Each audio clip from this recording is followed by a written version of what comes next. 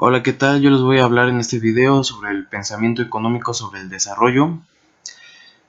Bueno, aquí le voy a hablar en concreto de seis puntos con sus respectivos subtemas para que entiendan mejor.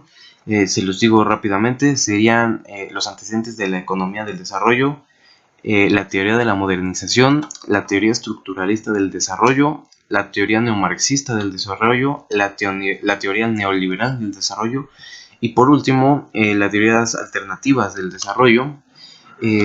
Cada una se las voy a tratar de explicar a grandes rasgos para que no nos lleve tanto tiempo este video.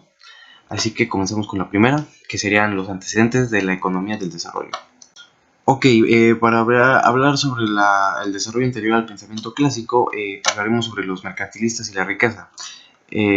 Rápidamente, lo que se refiere a la teoría del desarrollo por parte de ellos, el objetivo predominante de los mercantilistas era lo que podríamos considerar la aceleración del ritmo de crecimiento de la producción total. Para alcanzar este objetivo, se postulaba la eficiente y plena utilización de los factores disponibles, sobre todo del trabajo, así como el aumento del stock de estos factores y de la capacidad tecnológica y económica para utilizarlos. Y bueno, no obstante, la mayor parte de la intervención del Estado se centró en la regulación del comercio exterior y el sector manufacturero, considerados como sectores estratégicos cuyo desarrollo favorable traería consigo el de otros sectores menos estratégicos y dependientes. El papel del Estado en la teoría del desarrollo mercantilista es, por tanto, esencial. Ok, ahora hablaremos de los fisiócratas y sobre la agricultura. Eh, bueno, los fisiócratas se refieren por la teoría de desarrollo, se refiere a la plena realización de potencial agrícola de Francia y por ende su potencial no agrícola. Consideraban el sector agrícola como el sector estratégico de la economía y para desarrollarlo postulaban un régimen de competencia. Esta concepción de la teoría del desarrollo constituye por tanto una reacción contra el enfoque manufacturero, comercial e intervencionista del mercantilismo. Y rápidamente para terminar, así pues la expansión de la agricultura era para los fisiócratas la causa y no la consecuencia del desarrollo económico. Bueno, ahora vamos con otro punto sobre la teoría de ahora del pensamiento clásico. Rápidamente vamos con Adam Smith.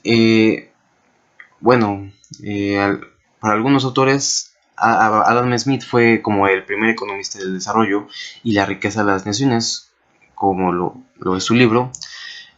Bueno, para los clásicos, el desarrollo, entendido como un progreso material, era un proceso acumulativo, gradual y autocontinuo que concluía al alcanzarse el estado estacionario. Elementos fundamentales de este proceso eran la mano invisible y la visión del trabajo de Adam Smith, el principio de la población de Thomas Robert Malthus y los rendimientos decrecientes y el fondo de salarios de David Ricardo.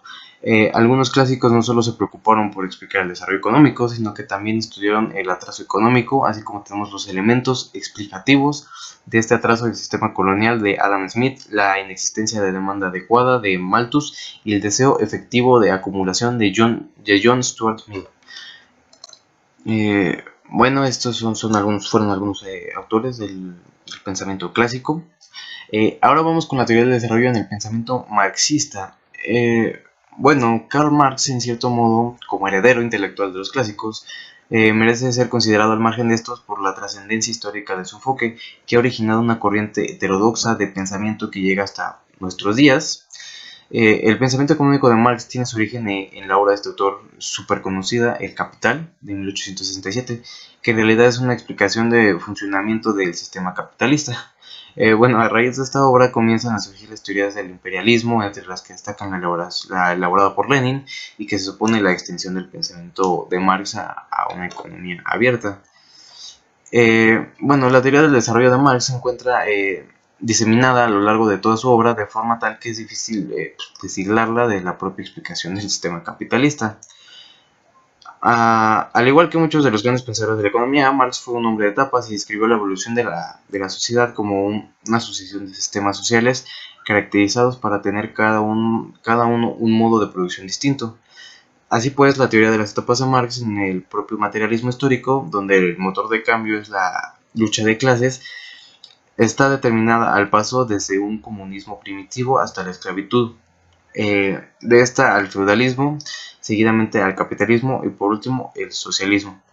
El análisis de la teoría del desarrollo en Marx arranca de las teorías del valor y de la plusvalía.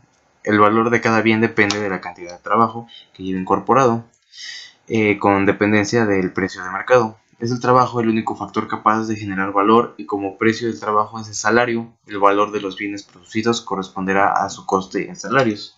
Es básicamente lo que quiere decir Marx con su teoría. Y bueno, ahora vamos con la economía del desarrollo en el pensamiento historicista. Rápidamente, los historicistas alemanes entendían el proceso de desarrollo como una sucesión de etapas. Así pues, así pues, elaboraron teorías de las etapas del desarrollo económico. Cronológicamente, tenemos por un lado a los precursores de la escuela, como Liszt. eh, por otro lado, la vieja escuela histórica alemana, con Roscher, Hildebrand, y por otro la nueva escuela histórica alemana como Schmoller, Bucher y Sombart. Rápidamente hablaremos de Friedrich List, que es el más conocido entre los precursores de la escuela histórica alemana.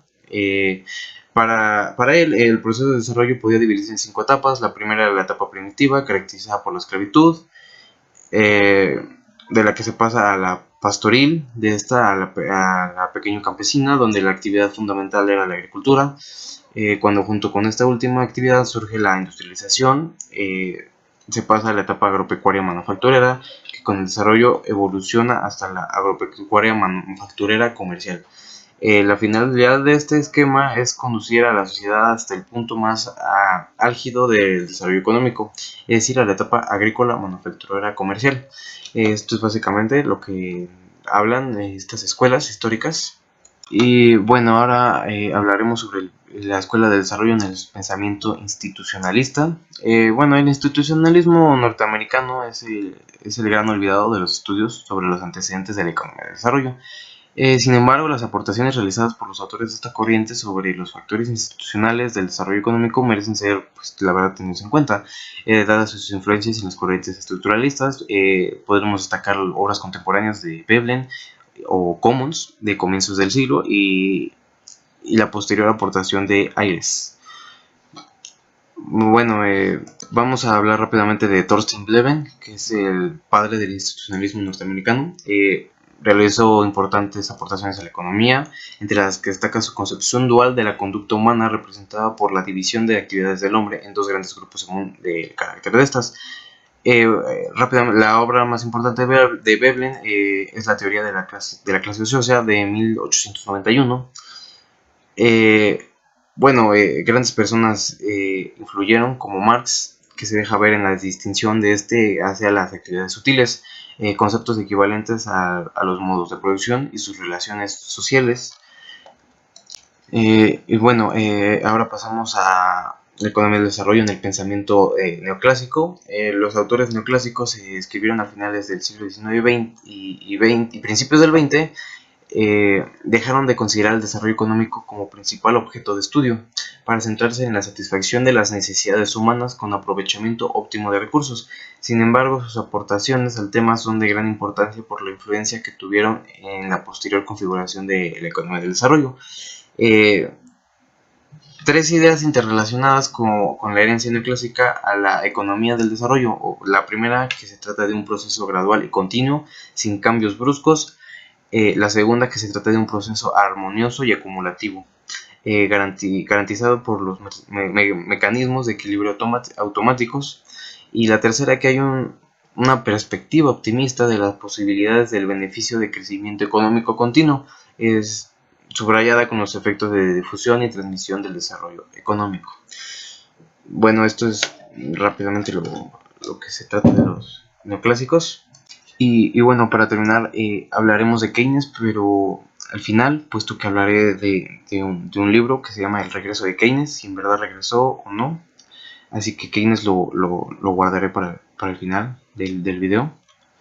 De este primer punto, creo que será el más largo, puesto que los demás ya son más fáciles de resumir. Así que pasamos con el segundo punto, que sería la teoría de la modernización. La economía del desarrollo como subdisciplina científica nace tras la Segunda Guerra Mundial, con los trabajos de los pioneros del desarrollo de los años 40 y 50. La economía del desarrollo de esta fase se conoce bajo el nombre de la teoría de modernización, ya que constituyó la ortodoxia económica de la disciplina hasta mediados de los años 60. Bueno, entre los factores que explican la hegemonía de la teoría de la modernización podemos citar los siguientes. La inadecuación de la antigua teoría marxista del imperialismo, única elaboración alternativa en aquellos momentos a la teoría de la modernización para explicar las nuevas realidades surgidas con la descolonización, el clima político en que se desarrolló la teoría de la modernización, la Guerra Fría, no favorecía las elaboraciones basados en el marxismo, que prácticamente fue suprimido por el macartismo en Occidente y por el stalinismo en el bloque del Este. También podemos decir la preeminencia del paradigma keynesiano en la ciencia económica, que sirvió de marco para el desarrollo de dicha teoría. Por modernización se entiende el proceso por el cual se va progresivamente colmando la brecha entre tradición y modernidad en sus aceptaciones más puramente weberianas. Dicho de otro modo, la reproducción paulatina de la situación alcanzada por los países o regiones elegidos como modelos de referencia, es decir, los espacios geoeconómicos que se supone han conocido una ruptura histórica, la revolución industrial, por ejemplo, momento a partir del cual el crecimiento industrial se convirtió en condición natural y objetivo fundamental del funcionamiento de la sociedad. Unido a este concepto aparece también el de difusión, entendido como la propagación de capital y tecnología desde los países más avanzados, y considerado como motor del proceso y un elemento imprescindible para salir del subdesarrollo y para reducir el tiempo necesario de paso a la sociedad tradicional a la sociedad moderna. Rápidamente para acabar, las características fundamentales de esta teoría son la identificación del desarrollo como el desarrollo económico, con el crecimiento económico, y este otro a su vez con el crecimiento del PNB per cápita. Los factores sociales sobrantes se identificaron con la modernidad y los políticos con la libertad. La consideración del fenómeno del subdesarrollo como un problema de atraso relativo, consecuencia de la existencia de círculos viciosos que mantienen a estos países en una situación de estancamiento permanente. También la importancia concedida a la industrialización en el modelo del desarrollo, al considerarla como elemento fundamental de la modernización y como aspecto imprescindible del desarrollo. El papel otorgado al Estado y a la planificación como elemento esencial de la política de desarrollo. Y también la defensa del ahorro externo en forma de ayuda, créditos o inversiones directas, como activador del proceso de crecimiento a través de la inversión, bajo el epígrafe de la teoría de la modernización. Creo que a grandes rasgos eso es lo que se refiere de esta teoría. Y ahora hablaremos de la teoría estructuralista del desarrollo. El estructuralismo es fundamentalmente un método de investigación alternativo al empiricismo y al positivismo, que toma como objeto de su investigación un sistema, relaciones recíprocas entre las partes de un todo, por así decirlo, y no el estudio de las diferentes partes aisladamente. En concreto, el concepto hace referencia a la existencia de un conjunto de relaciones económicas y sociales que no son observables, pero cuyos efectos económicos y sociales sí lo son. El estructuralismo en el campo del desarrollo se le lleva, por así decirlo, el apellido de latinoamericano, y tiene su origen en la obra de Cepal y de su primer director, el argentino Raúl Prebisch. El punto de arranque de esta corriente es la crítica a la teoría neoclásica del comercio internacional, materializada en la teoría de la tendencia al deterioro de los términos de intercambio. Dicha teoría es conocida como la tesis Prebisch-Singer, ya que fueron estos dos autores quienes elaboraron dos estudios parecidos que les llevaron a las mismas conclusiones hacia finales de los años 40. Aunque dichas tesis no pueden considerarse propiamente estructuralista, si pone las bases, al menos en la versión de Prebisch, donde lo que sería la piedra angular del estructuralismo latinoamericano, el modelo centro-periferia. El estructuralismo siguió desarrollándose durante los años 50 y 60 en el seno de la CEPAL, donde se elaboraron estudios sobre los obstáculos del desarrollo latinoamericano y recomendaciones de política económica para superarlos. Bueno, los elementos fundamentales de las teorías estructuralistas de desarrollo podrían ser que distinguen crecimiento y desarrollo económico y definen el subdesarrollo y el desarrollo en función de la diferente relevancia de los factores estructurales y del progreso tecnológico. Así, una economía subdesarrollada sería aquella en la que el nivel tecnológico de algunos sectores de la economía están muy por debajo de los sectores más avanzados y muy por debajo del que podría alcanzar con la tecnología conocida. Mientras que el desarrollo económico consistiría en la introducción de una nueva combinación de factores de producción que incrementen la productividad del trabajo. Bueno, las características esenciales del desarrollo económico son una continua expansión del número de sectores que utilizan la tecnología más avanzada y un cambio de composición final de la producción total. Otra sería la maquinaria, la tecnología y los bienes industriales de consumo son importados de las economías más avanzadas. Mientras las economías subdesarrolladas no modifiquen esas estructuras, serán incapaces de generar su propia dinámica de crecimiento o de alcanzar el desarrollo económico. Y bueno, ya por último, hacia mediados de los 60, el pensamiento estructuralista comienza a desarrollarse de forma importante fuera del ámbito de la CEPAL y con influencia cepalina y neomarxista empieza a surgir las primeras versiones de la teoría de la dependencia que tendrían su auge durante los años 60. Entre los factores que explican el surgimiento de la teoría de la dependencia podemos citar rápidamente uno, las inconsistencias de la teoría de la modernización para explicar las nuevas condiciones de los países subdesarrollados por su carácter parcial. Eh, eh, y bueno, el estancamiento teórico de la teoría de la modernización que había entrado en una fase de formalización de sus principales líneas de investigación, pautas de crecimiento, por así decirlo. Y bueno, ya hacia los mediados de los años 80, la teoría de la dependencia había sido ya muy cuestionada por el radicalismo que había adquirido y por la falta de capacidad para explicar ciertos logros en el campo del desarrollo.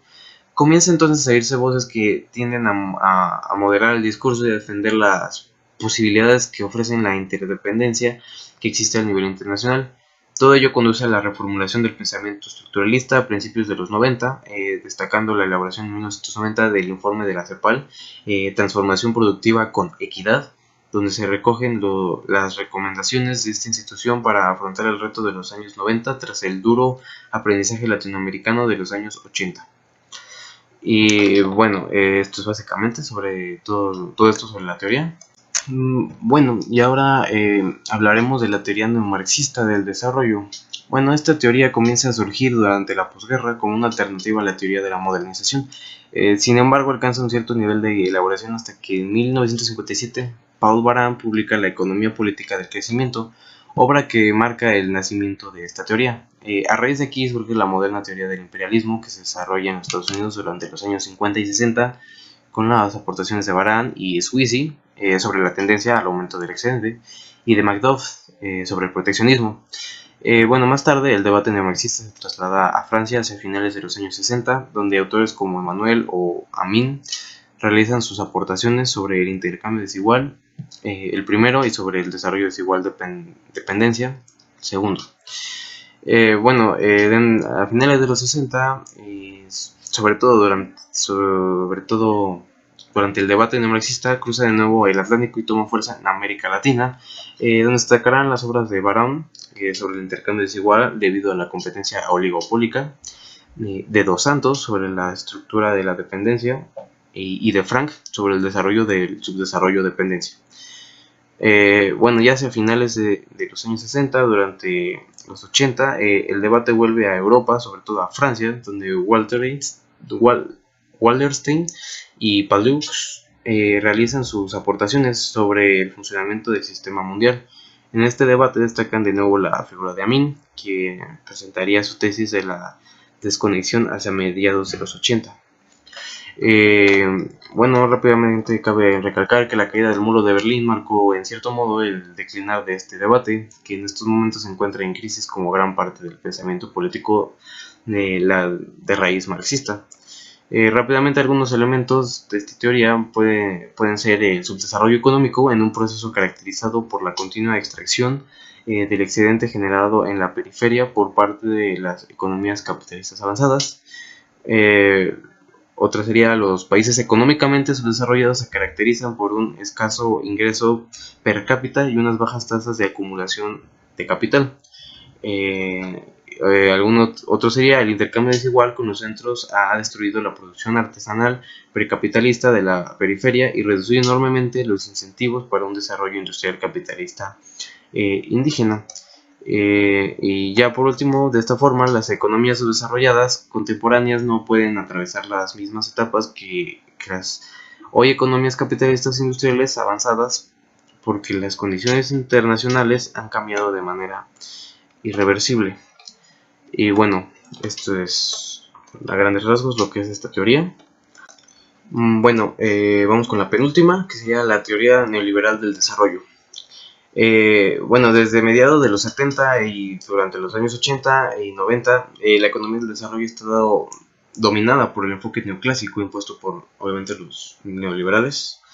La teoría neoliberal del desarrollo se fundamenta esencialmente en dos pilares. El primero, la defensa de la eficacia del mercado como mecanismo de asignación óptima de los recursos, junto con la crítica a la intervención pública en las actividades económicas por cuanto generadoras de distorsiones. La segunda, la insistencia de las ventajas de una participación plena en el comercio internacional, junto con la crítica al modelo de la industrialización por sustitución de importaciones que supone restricciones a las importaciones y un claro sesgo antiexportador. Los principales elementos de la teoría neoliberal podrían ser la creencia en que la desigualdad económica es un importante incentivo humano, la creencia en que las operaciones de mercado no intervenidas maximizarán la eficiencia y el bienestar económico, eh, la continua atención al problema de la asignación de los recursos y la gran importancia asignada a los precios como números que contienen una importante información económica para la asignación de recursos. Bueno, existen importantes antecedentes, entre los que destacan en los 50 las críticas de Wiener y Bauren a la intervención del Estado a los países subdesarrollados. Podría ser en los 60 la crítica de Johnson a la economía keynesiana, y también podrían ser, bueno, muchos de estos autores se convirtieron posteriormente en la nueva corriente ortodoxa del desarrollo, y así tenemos a Little en la OCDE, Mainz en el Banco Asiático del Desarrollo, entre otros. Y bueno, esto es básicamente lo que trata de esta teoría neoliberal del desarrollo. Bueno, y entre los principales factores del surgimiento de esta contrarrevolución, por así decirlo, las nuevas preocupaciones de la ciencia económica por el crecimiento tras la crisis de los años 70, con el consiguiente abandono de las concepciones más sociales del desarrollo. Otra también podría ser el triunfo político de los conservadores al alcanzar el poder a principios de los 80 en el Reino Unido, Estados Unidos y la República Federal Alemana, que imprime un giro neoliberal a organismos internacionales tales como la OCDE, el Fondo Monetario Internacional o el Banco Mundial, en unos momentos en que los países subdesarrollados acuden a ellos con más frecuencia dados sus problemas financieros. Ok, y bueno, por último, el punto 6, las teorías alternativas del desarrollo. Durante los años 70 cambió la noción del desarrollo. Esto dejó de tener por objetivo la acumulación de capital para centrarse en la satisfacción de las necesidades básicas del hombre. ¿Qué quiere decir esto? Se pasó de un desarrollo de riqueza a un desarrollo no pobreza. Este hecho marca el cambio más importante en la historia de la economía del desarrollo, ya que supone el surgimiento de un enfoque radicalmente distinto a todos los anteriores. Bueno, el desarrollo alternativo debe estar orientado a satisfacer las necesidades humanas, tanto materiales como inmateriales, empezando por satisfacer las necesidades básicas de los dominados y explotados, asegurando al mismo tiempo la humanización de todos los seres humanos, satisfaciendo sus necesidades de expresión, creatividad e igualdad, así como la de condiciones de convivencia y permitiéndoles comprender y dominar sus propios destinos. El origen intelectual de esta nueva concepción del desarrollo hay que buscarlo, por un lado, en el fracaso de las teorías de la modernización, de la dependencia, o sea, me estoy refiriendo a la estructuralista y neomarxista. Para solucionar efectivamente el problema del subdesarrollo y por otro el auge del movimiento ecopacifista de los países desarrollados y de las filosofías gandhianas, de las filosofías gandhianas, budista, indigenista, islamista y de la negritud de muchos países subdesarrollados. Con este nuevo enfoque dará pie al surgimiento de la cooperación al desarrollo a través de los movimientos solidarios y las organizaciones no gubernamentales, que de esta forma ven la posibilidad de jugar un papel significativo en el desarrollo del sur. Y bueno, se podría decir los elementos definidores del desarrollo alternativo, según el relatorio de Uppsala,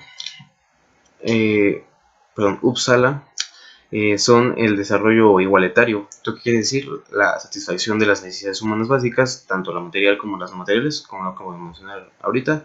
El desarrollo endógeno, el desarrollo autónomo, el desarrollo ecológico, el desarrollo con transformación estructural, podrían ser algunos ejemplos.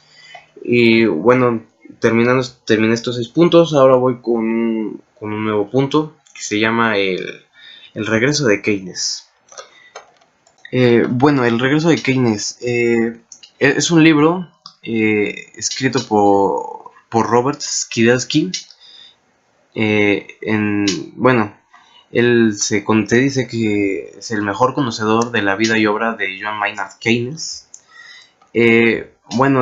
Keynes a lo largo de su obra planteó en diversas ocasiones su incredulidad en el principio anunciado por Adam Smith y expuesto por Jean-Baptiste Say, del equilibrio automático entre oferta y demanda en los mercados gracias a la libre y espontánea acción de los individuos, sin intervención de los poderes del Estado. Los neoclásicos herederos de aquellos creían que el equilibrio se alcanzaba con pleno empleo y gracias a los ajustes de los mercados en precios y salarios.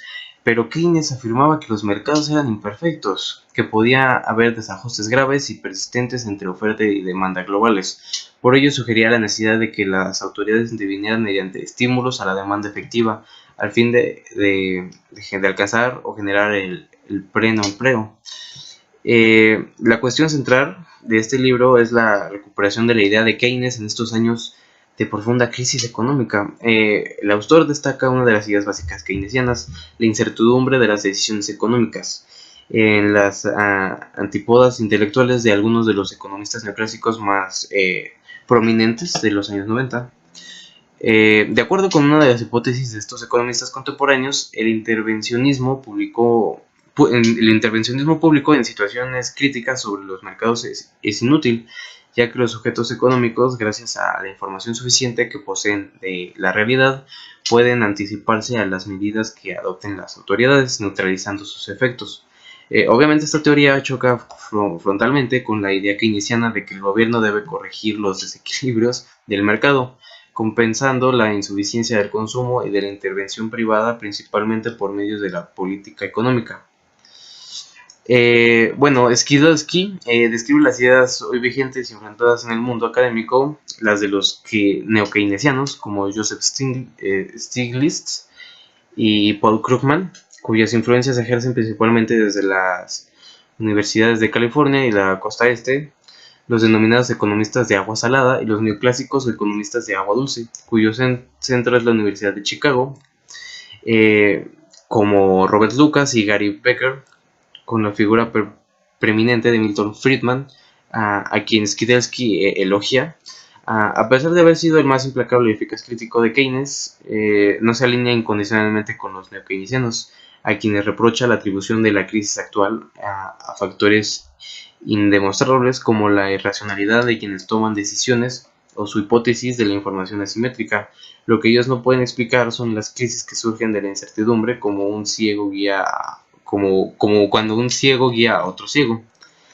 Eh, bueno, las tres vértices de este libro son la situación actual, el pensamiento original de Keynes y la evolución de su personalidad y sus reflexiones sobre la ética y la religión, el futuro de la sociedad y el lugar que la economía debe ocupar en el mundo.